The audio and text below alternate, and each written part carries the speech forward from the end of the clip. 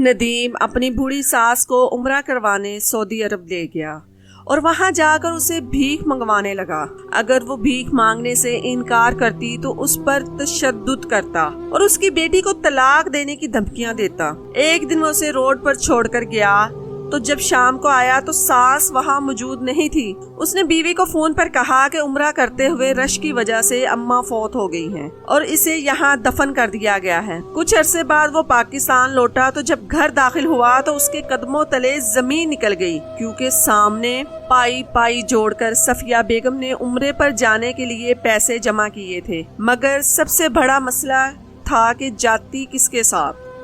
شوہر حیات نہ تھا اور بیٹا بھی کوئی نہ تھا، بس 2 بیٹیاں تھیں اور دونوں ہی بیاہی ہوئی تھی۔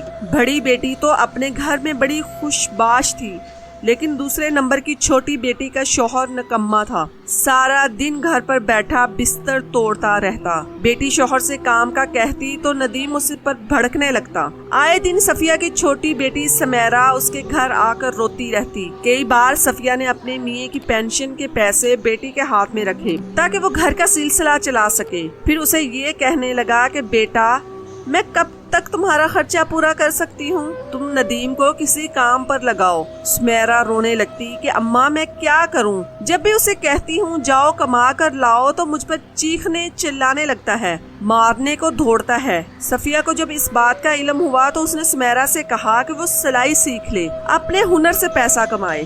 سمیرہ کو اپنی ماں کا مشورہ اچھا لگا۔ سلائی کے پیسے بھی صفیہ ہی بھرتی تھی۔ سمیرہ نے بہت جلد سلائی سیکھ لی اور اپنے کپڑے سلائی کرنے لگی۔ وہ بڑے ہی شاندار کپڑے سینے لگی تھی، جس کے منہ مانگے پیسے مانگتی تو لوگ دینے سے گریز نہ کرتے۔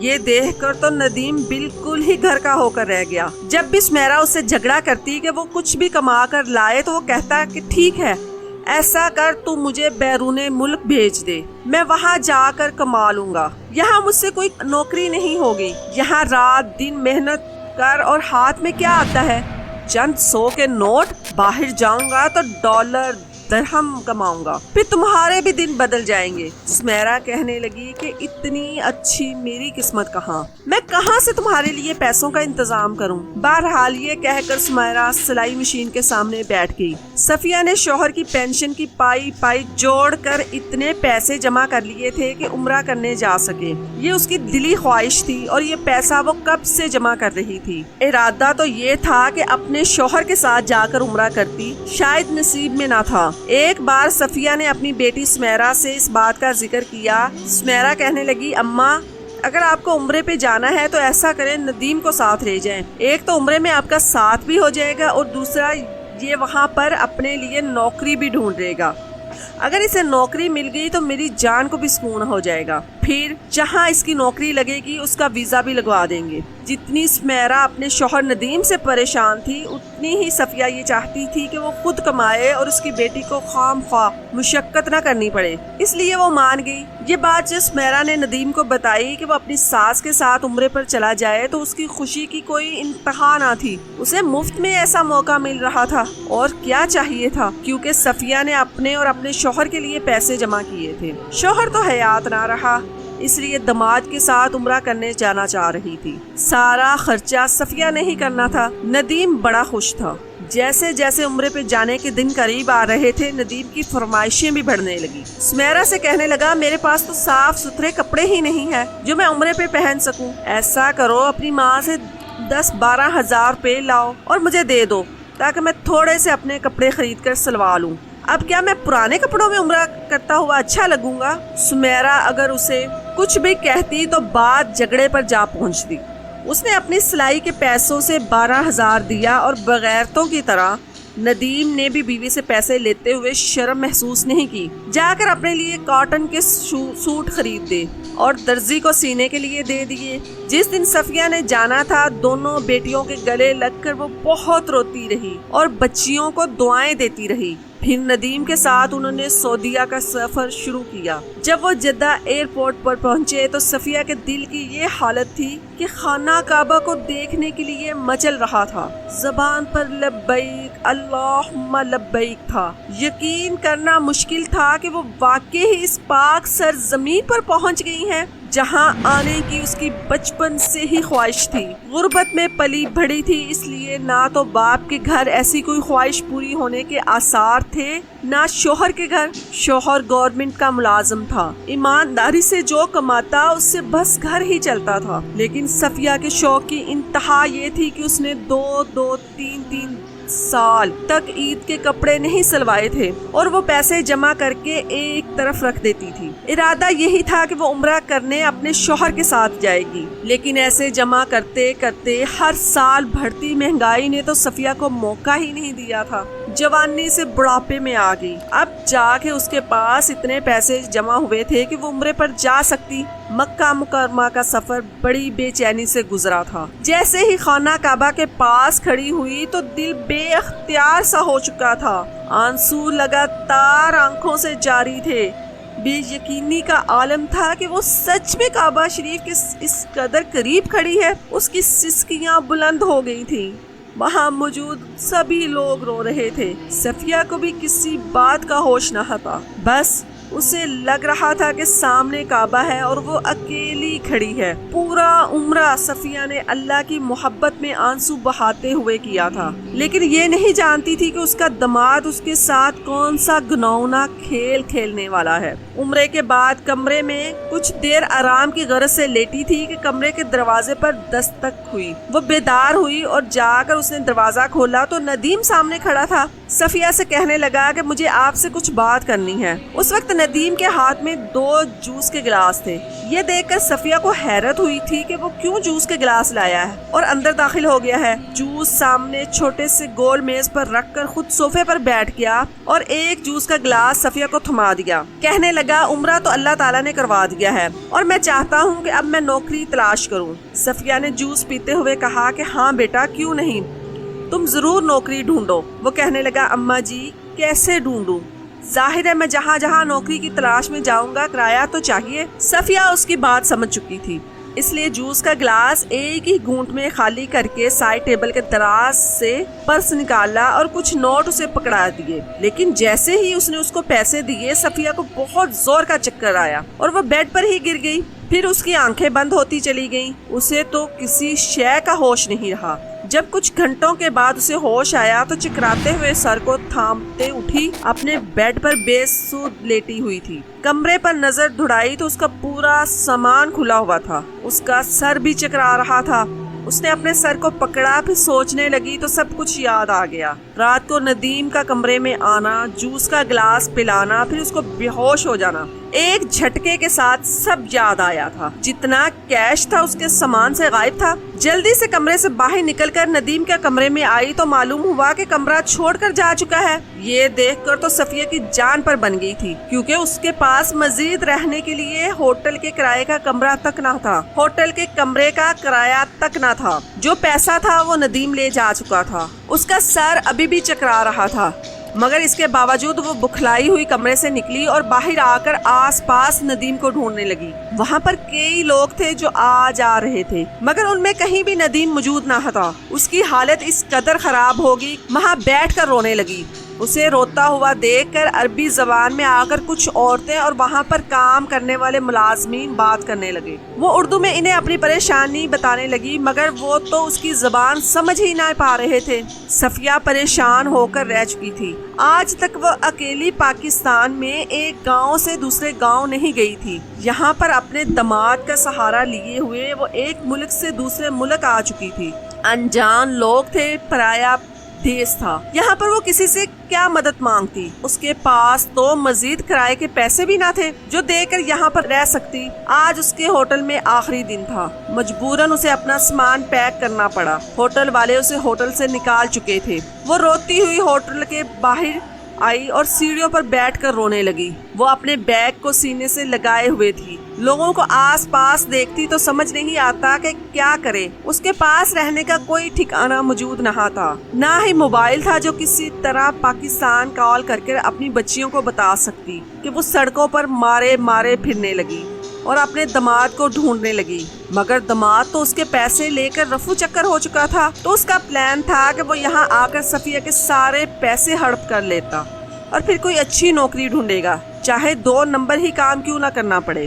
وہ کرے گا اور خوب پیسے کمائے گا، مگر اس جیسے نکمے انسان سے بھلا محنت ہوتی ہے کیا؟ وہ صبح سے بھوکی تھی، اس کے پاس کھانے کو کچھ بھی موجود نہ تھا۔ چل چل کر جب تھک گئی تو سڑک کنارے ایک جانب ہو کر بیٹھ گئی۔ بھوک کے مارے اب مزید چلنے کی ہمت ہی نہیں تھی۔ دل ہی دل میں اپنے رب سے مدد مانگنے لگی کہ کاش ندیم اسے مل جائے۔ وہ جہاں بیٹھی تھی وہاں پر ایک فاسٹ فوڈ کی دکان تھی۔ اس نے جب ایک عورت کو بے سہارا دیکھا تو کھانے پینے کی کچھ چیزیں لا کر دے دی اور عربی زبان میں سوال کرنے لگا۔ صفیہ کو اس کے الفاظ سمجھ آتے ہی نہ تھے۔ وہ اپنی بات اس نوجوان کو سمجھا نہ سکی۔ خیر وہ لڑکا صفیہ کو کھانا دے کر وہاں سے چلا گیا۔ جیسے صفیہ نے پیٹ بھر کر کھانا کھایا اور ایک بار پھر اٹھ کر ندیم کو ڈھونڈنے لگی۔ رات ہو چکی تھی، ہر سو اندھیرا پھیل رہا تھا، مگر ندیم کی کوئی خبر نہ تھی۔ اسے رات سے خوف آنے لگا، نہ جانے وہ یہ رات کہاں گزارتی۔ اب تو نیند بھی اس پر غالب آنے لگی تھی۔ وہ صبح سے رو رو کر ہلکان ہو چکی تھی، کچھ سمجھ نہیں آتا کہ کیا کرے۔ آخر یوں ہی سڑک کے ایک جانب دیوار سے ٹیک لگا کر بیٹھ گئی اور روتے ہوئے اپنے رب کو یاد کرنے لگی اور یہی دعا کرنے لگی کہ مجھے ندیم سے ملوا دے یا پھر واپس پاکستان جانے کا انتظام ہو جائے۔ وہ روتی ہوئی یوں ہی دیوار سے ٹیک لگائے سو چکی تھی۔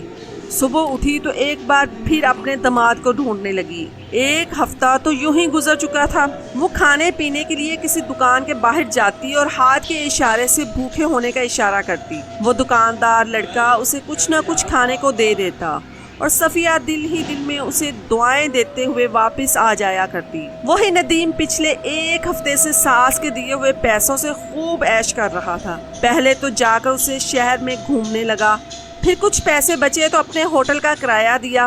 جب پیسے ختم ہونے لگے تو کوئی نوکری ڈھونڈنے لگا، مگر اسے کوئی نوکری بھی نہیں مل پا رہی تھی۔ نہ ہی اسے عربی زبان آتی تھی اور نہ ہی کوئی ہنر جسے استعمال کر کے وہ نوکری کر سکتا۔ بیچارے کو جب لگا کہ کام کرنا مشکل ہے تو وہی سڑکوں پر مارا مارا پھرنے لگا اور وہاں آیا جہاں پر ایک بڑی سی سڑک پر کئی بچے قطار در قطار بیٹھے تھے۔ کسی کا بازو نہیں تھا تو کسی کی ٹانگ نہیں تھی، کسی کا دماغ چھوٹا تھا تو کوئی اندھا تھا۔ وہاں پر بیٹھے بچوں کو دیکھ کر ندیم جھرجھری لے کر رہ گیا۔ وہ کتنی ہی دیر وہ ان معذور درد کے مارے بچوں کو دیکھتا رہا۔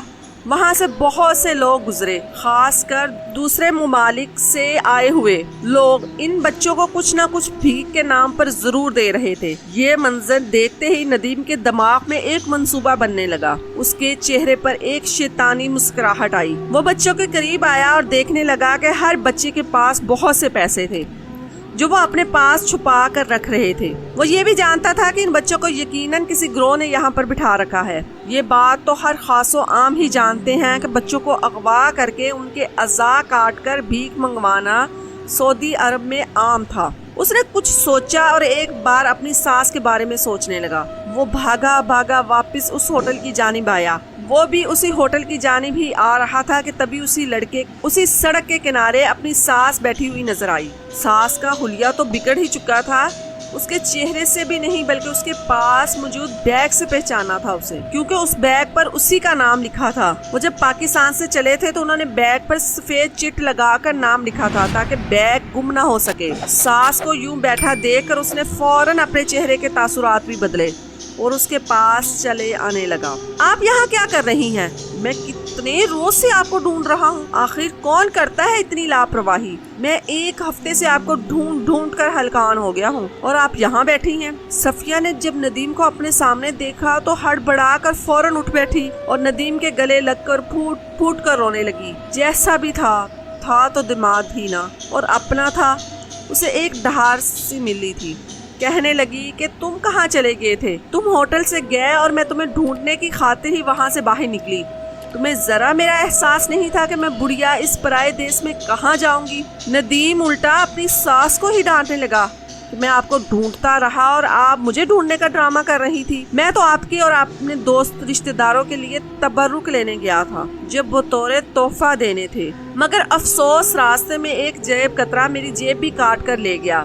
جب ہوٹل واپس آیا تو آپ ہوٹل میں موجود ہی نہیں تھی۔ صفیہ نے جب یہ سنا تو سچ سمجھ بیٹھی، صدمے سے کہنے لگی کہ ان پیسوں سے تو ہم نے پاکستان جانا تھا، اب ہم واپس پاکستان کیسے جائیں گے؟ ہمارے پاس تو ایک پھوٹی کوڑی بھی نہیں رہی اور نہ ہی تمہیں کوئی کام ملا ہے۔ ندیم کہنے لگا کہ اگر آپ چاہیں تو ہم واپس پاکستان جا سکتے ہیں، لیکن بدلے میں آپ کو میرا کہنا ماننا ہوگا۔ صفیہ حیرت سے اپنے داماد کو دیکھنے لگی۔ داماد فوراً اس کو ایک طرف لے گیا اور کہنے لگا کہ آپ کو یہاں بھیک مانگنی ہوگی، جیسے وہ بچے اور کچھ بوڑھی عورتیں مانگ رہی ہیں۔ اس کاروبار میں بڑا ہی فائدہ ہے۔ صفیہ نے جب داماد کے منہ سے یہ سنا تو اس کے پیروں کے نیچے سے زمین نکل گئی۔ وہ حیرانگی سے داماد کا چہرہ دیکھنے لگی اور کہنے لگی کہ تم ہوش میں تو ہو؟ آخر کیا نہ کیا جا رہے ہو؟ میں بھیک مانگوں گی؟ صفیہ داماد کے ساتھ چلا کر بات کر رہی تھی، مگر ندیم نے اگلے ہی پل ایک ناٹے دار تھپڑ ساس کے منہ پر مار دیا اور کہنے لگا، خبردار، جو انکار کیا تو چپ چاپ جا کر کما کر لا، ورنہ اچھا نہیں ہوگا۔ صفیہ پہلے تو انکار کرتی رہی کہ میں کیسے بھیک مانگوں، مجھے تو یہ سب کرنا ہی نہیں آتا، ایسا کرنے سے بہتر ہے کہ میں مر ہی جاؤں۔ اتنا سننا تھا کہ ندیم فوراً ہر حد پار کرتے ہوئے ساس کا منہ دبوچ کر کہنے لگا، اگر تم نے میری بات نہ مانی تو میں یہاں سے چوری چکاری کر کر واپس پاکستان چلا جاؤں گا اور جا کر تمہاری ایک بیٹی کو طلاق دوں گا اور دوسری بیٹی پر ایسا الزام لگاؤں گا کہ وہ بھی اپنے گھر میں خوش نہیں رہ سکے گی، تمہاری دونوں بیٹیاں برباد ہو جائیں گی اور تم یہاں تڑپ تڑپ کر الگ مر جاؤ گی۔ صفیہ نے جب یہ سنا تو اس کے رونگٹے کھڑے ہو چکے تھے۔ مجبوراً اسے اپنے داماد کی بات ماننا پڑی اور سڑکوں پر جا کر بھیک مانگنے لگی۔ وہ سڑک پر بھیک مانگ رہی تھی مگر کوئی بھی اسے پیسے نہیں دے رہا تھا، کیونکہ وہ ایک صحیح سلامت خاتون تھی۔ لوگ تو معذور اور بے سہارا لوگوں کو ہی پیسے دیا کرتے تھے۔ جب ندیم نے دیکھا کہ اسے کوئی بھی بھیک نہیں دیکھ رہا تو وہ حیوانیت پر اتر آیا۔ اس نے اس رات اپنی ساس کو ایک سنسان علاقے میں لے جا کر ایسے مارنا شروع کر دیا۔ اس نے اپنی ساس کا ہاتھ توڑ دیا اور اپنے پاؤں پر اس قدر مارا کہ پاؤں کی ہڈی ٹوٹ کر لٹکنے لگی۔ بیچاری صفیہ کو لگا تھا کہ آج اس دنیا میں اس کا آخری دن ہے۔ وہ داماد کے پاؤں میں پڑ گئی، بھیک مانگنے لگی کہ مجھے مت مارو، میں مر جاؤں گی، میں اتنا درد برداشت نہیں کر سکتی۔ مگر داماد کو اس پر رحم نہ آیا۔ بیچاری صفیہ ہاتھ اور پاؤں تڑوا کر اب بھی وہیں زمین پر گری پڑی تھی۔ صبح ہوئی تو صفاک دل ندیم اسے سڑک کنارے چھوڑ آیا۔ اس کی غیر حالت دیکھ کر لوگ اسے پیسے دینے لگے۔ ندیم کی خوشی کی کوئی انتہا نہیں رہی تھی۔ ایک روز پاکستان سے سمیرہ کی کال آئی اور صفیہ سے بات کرنے کی ضد کرنے لگی۔ ندیم کئی روز سے ٹالتا رہا، پھر ایک روز فون پر بات کرتے ہوئے کہنے لگا کہ تمہاری ماں کو ہارٹ اٹیک آیا ہے، وہ مر گئی ہے، اس لیے میں نے انہیں یہیں دفن کر دیا ہے۔ تمہاری ماں بڑی ہی خوش قسمت ہے جو یہاں مر گئی۔ سمیرہ پر تو قیامت ٹوٹ پڑی تھی۔ دونوں بہنیں روتی بلکتی رہیں۔ ہر سو خبر عام ہو گئی کہ صفیہ بھی عمرہ کرنے گئی اور وہیں اللہ کو پیاری ہو گئی۔ کئی روز یہاں ہی گزر گئے اور ندیم کما کر خوش ہو رہا تھا۔ ایک روز وہی فاسٹ فوڈ والا لڑکا صفیہ کے قریب آیا۔ جب وہ پیسے دینے لگا تو اس کی حالت دیکھ کر اسے شدید افسوس ہوا۔ وہ فوراً صفیہ کو اٹھا کر اپنے گھر لے گیا اور اس کا علاج کروایا۔ صفیہ نے اس لڑکے کو دیکھا تو آنکھوں میں آنسو آ گئے۔ وہ عربی لڑکا بڑا ہی نیک تھا۔ اس کی بیوی اور ماں نے صفیہ کا بہت خیال رکھا۔ ایک روز وہ عربی لڑکا وہاں پر مقیم ایک پاکستانی کو لے آیا جو عربی اور اردو بخوبی جانتا تھا۔